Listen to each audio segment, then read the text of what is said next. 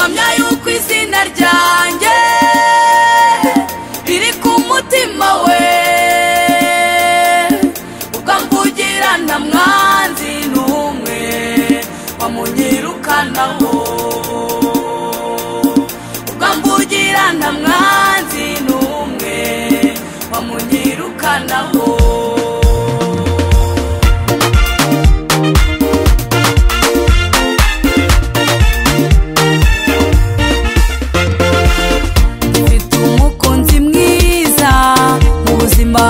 Ufite umwishingizi,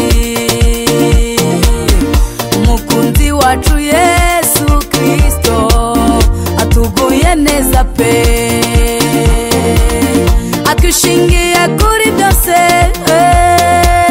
n'umwami w'amahoro,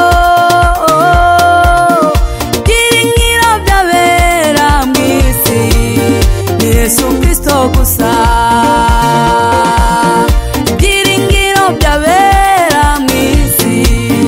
Yesu Kristo gusa.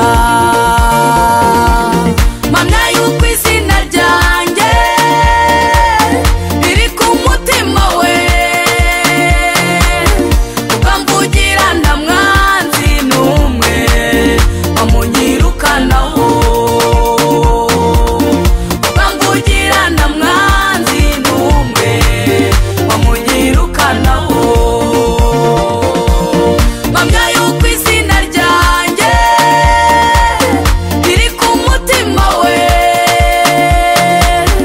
ukamvugira nta mwanzi n'umwe wamunyirukanaho,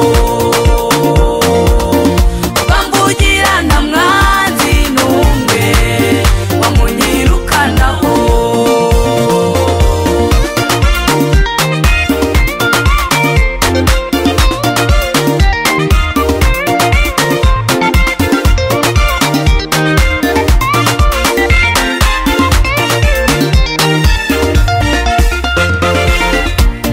Umukunzi mwiza Kristo utabura uko agira, atwishingiye muri byose Kristo intwari ndamuhamya, ubwishingizi bw'indwara zacu niwe, ubwishingizi bw'ibyacu byose niwe, ubwishingizi bw'abacu bose niwe,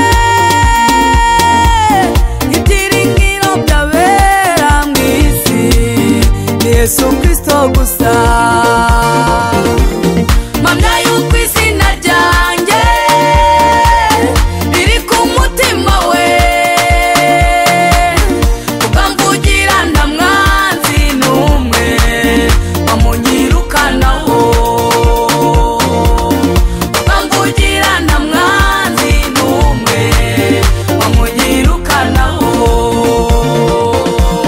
Mpamya yuko izina ryanjye riri ku mutima we,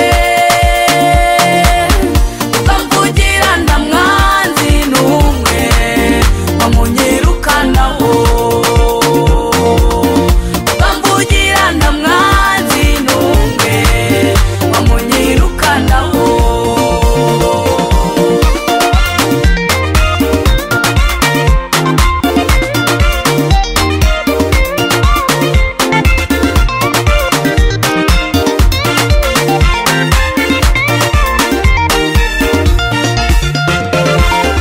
Ufite umukunzi mwiza mu buzima, akora ibikomeye, ibidashobokera abantu Kristo ibyarabishobora, ishingiye abayuda Hamani aramanikwa, ishingiye Yosefu Potifari aramwemera, naho umuhanga amaso iteka Yesu Kristo ntacyo uzamuburana, ibyiringiro by'abera mw'isi ni Yesu Kristo gusa. Mpamya yuko izina ryanjye riri ku mutima we, ukamvugira nta mwanzi n'umwe wamunyirukanaho, ukamvugira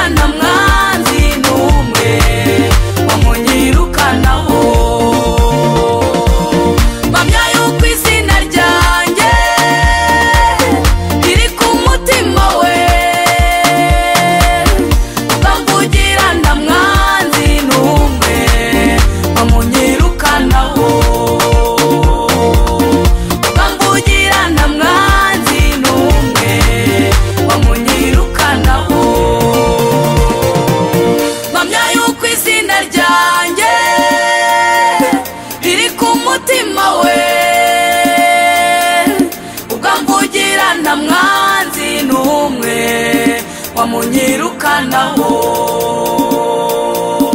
Ubwo mvugira nta mwanzi n'umwe wamunyirukanaho.